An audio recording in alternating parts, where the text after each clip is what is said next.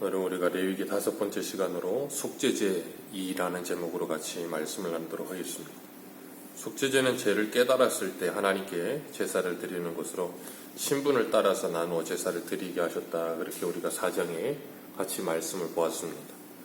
그들이 성막 안에 들어가서 죄를 지을 때의 그 깊이에 따라서 그리고 영향력에 따라서 다르게 드렸다. 그렇게 말씀을 드렸는데 이 속죄제의 제물의 피를 성전에 뿌리고 기름을 태워드리고 모든 고기를 성문 밖에 재버리는 곳에 태웠다 했는데 히브리서 13장에 보면 11절에서 14절에 이는 죄를 위한 짐승의 피는 대제사장이 가지고 성소에 들어가고 그 육체는 영문 밖에서 불사릅니다. 그러므로 예수도 자기의 피로써 백성을 거룩하게 하려고 성문 밖에서 고난을 당하셨으니 그런즉 우리도 그의 치욕을 짊어지고 영문 밖으로 그에게 나아가자. 그렇게 말씀하십니다. 이 속죄제의 제물 대신 그 예수 그리스도께서 우리의 대속의 제물이 되셔서 우리를 위해 십자가에 죽으시고 우리로 하여금 하나님께 나아가는 길을 열어주셨음을 우리가 기억하며 하나님 앞에 예배 때마다 우리가 하나님께 예배할 수 있는 것이 얼마나 큰 복이요 은혜인지를 잊지 말라라고 말씀하고 계시는 겁니다. 하나님께서 속죄제를 통해서 죄로 말미암아 하나님과 단절되었던 관계를 회복하시고 하나님께서 우리들에게 하나님께 나아올 수 있도록 하나님은 사람의 편에서 참 많은 것을 배려하세요.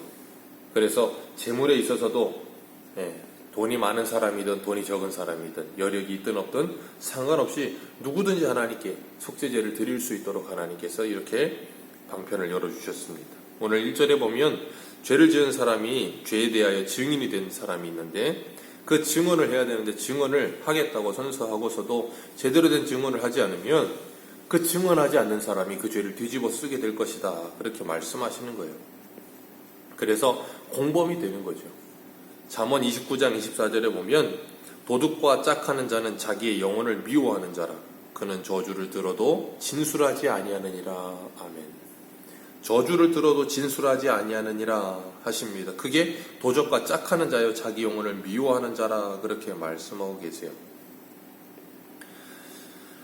그렇기 때문에 우리들이 이 땅을 살아가면서 이 증인된 삶을 산다고 할 때 우리가 하나님의 복음의 증인으로 살아가는 것과 함께 이 땅의 부정과 부패와 죄악된 모습들을 그냥 간과해서는 안 된다는 거예요.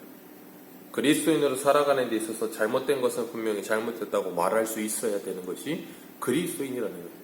그런데 중요한 건 잘못된 것을 잘못됐다고 말을 할 때에도 그 말하는 방식과 그 모양은 우리가 예를 갖추고 여러 가지 잘못된 부분이 없이 해야 된다는 거예요.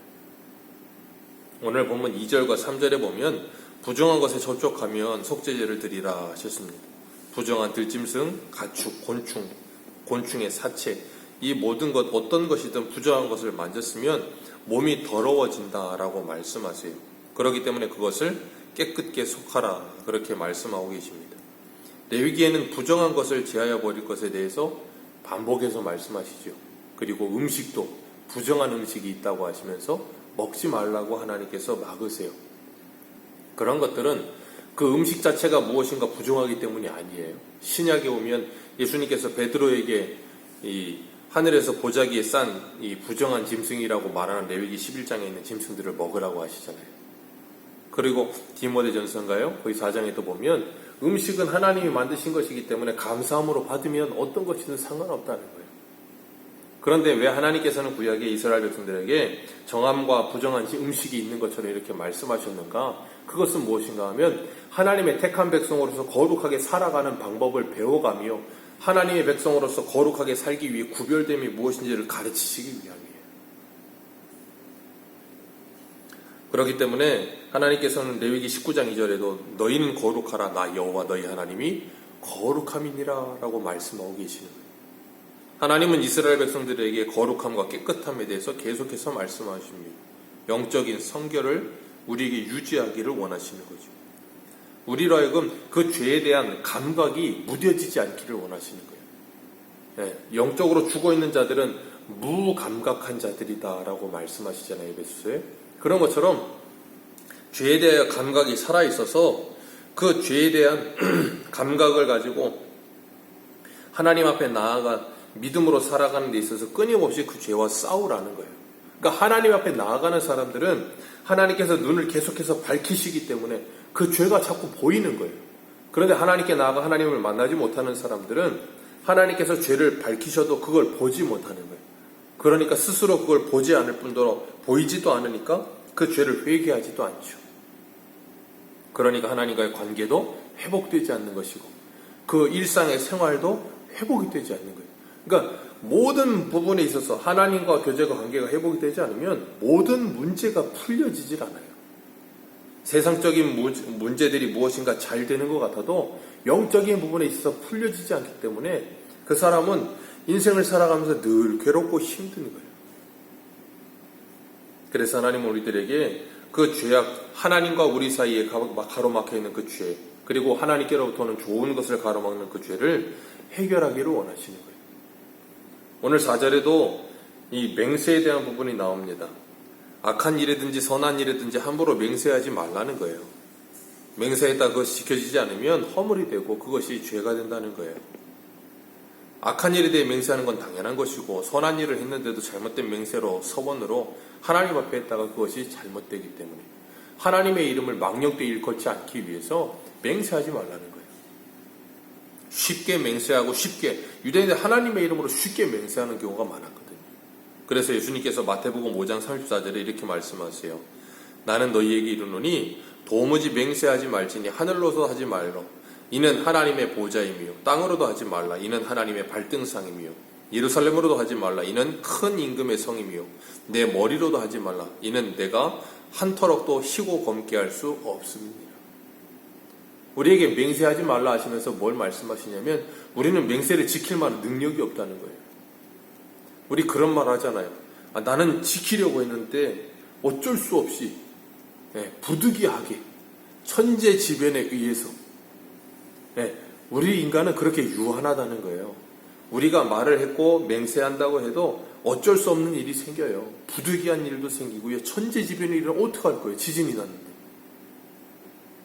그런 것처럼 하나님께서 우리에게 맹세하지 말라라고 말씀하세요.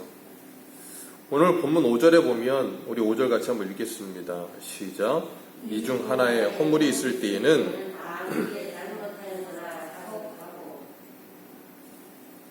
하나님 앞에 이 허물에 대하여 자복하고 잘못으로 말미암아 속죄제를 드리라. 그리고 양으로 속죄를 드리거나 염소로 속죄를 드리고 그것에 미치지 못하면 산비둘기나 집비둘기를 가져다 속죄하고 그것에도 미치지 못하면 11절에는 뭐라 그러세요? 고운 가루 10분의 1 에바를 예물로 가져다가 속죄 제물로 하나님께 드리라. 그러니까 하나님은 이 속죄 제사를 드리는 데 있어서 어느 누구든지 하나님께 속죄하고자 하는 마음만 있으면 얼마든지 하나님께 제사 드릴 수 있도록 하나님은 허락하신 거예요. 이 산비둘기, 집비둘기 한 데나리온, 굉장히 한 데나리온이 아니고 굉장히 작은 손이거든요. 우리는 지금 화폐닥치를 모르겠는데 우리 돈으로 따지면 10,000원도 안 하는 거예요.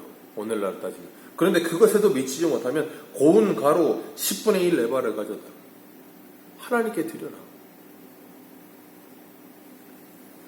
속죄제, 색소제, 피가 없는 제사 어떻게 해요? 가루를 갖다 드리는데 무슨 피가 있겠어요? 그런데 하나님께서는 이렇게 여력이 되지 않는 자에게는 하나님께 속죄의 제사를 드리는 데 있어서 그 제물이 필요하다는 것을 분명하게 가르치기 위해서, 왜냐하면 우리의 죄의 대속의 제물이 되신 예수 그리스도를 알려주시기 위해서, 그 은혜를 알려주시기 위해서 하나님께서 이렇게 허락하신 거예요. 하나님은 언제 어디서든 누구에게든지 죄를 하나님께 가지고 나오기만 하면 그 죄를 용서하시며 동에서 서가 먼 것처럼 그 죄를 잃어버리시고 기억지도 않으시겠다고 약속하셨습니다. 오늘도 그 하나님은 우리가 하나님께 회개하기만 하면, 우리가 정말로 죄를 깨닫고 5절의 말씀처럼 하나님께 자복하며 그 잘못됨을 분명하게 알고서 하나님 앞에 엎드려 회개하는 사람의 죄는 다 용서하시겠다고 약속하셨어요. 그렇게 자복하며 자신의 잘못됨을 분명하게 알고 죄가 얼마나 무거운 것인지에 대한 분명한 자각이 있는 사람은 그 죄를 밥 먹듯이 쉽게 아무렇지도 않게 짓지 않습니다. 그 죄의 더러움과 무서움을 알기 때문에 조심하게 되는 거죠. 그렇기 때문에 우리가 일상을 살아가면서 죄에 대하여 너무 무뎌지는 삶을 살지 않게 되시기를 주님의 이름으로 축복합니다. 너무나도 쉽게 죄를 짓다 보니까 이 하나님과 우리와의 관계가 회복이 되지 않는 것에 대한 감각도 사라져버리고 내가 죄를 짓고 있다라는 것에 대한 감각도 무뎌져 버려서 마치 세상의 사람들과 전혀 다르지 않은 모습으로 영적인 감각도 이 양심의 가책도 아무것도 느끼지 못한다면 다니엘서에 나오는 느부갓네살에게 말씀하셨던 그 짐승의 마음과 다를 것이 무엇이겠습니까? 그런 안타까운 모습으로 살아가지 말고 우리가 작은 것에도 하나님 앞에 자복하며 회개할 수 있는 마음을 가지도록 하나님은 오늘 우리에게 이 속죄제의 제사를 드리라라고 말씀하고 계시는 겁니다. 오늘도 우리가 이 땅을 살아가면서 주님 말씀하셨어요. 죄는 모양이라도 버려라. 모양이라도 버리고 그 죄와 피 흘리기까지 싸워라. 그리고 그 죄와 피 흘리기까지 싸우며 이기라라고 말씀하세요. 주님은 분명히 말씀하셨어요. 너희들이 마귀를 대적하라. 하나님의 말씀을 순복하고 마귀를 대적하라. 그러면 너희들을 피하리라. 하나님께 붙어있고 하나님께 순복하며 하나님과 동행하며 죄와 싸우는 사람은 죄를 이길 수 있다라고 말씀하셨어요. 그러나 우리가 하나님과 함께하지 못한 상태에서는 죄를 이길 수 있는 방법이 누구도 없습니다.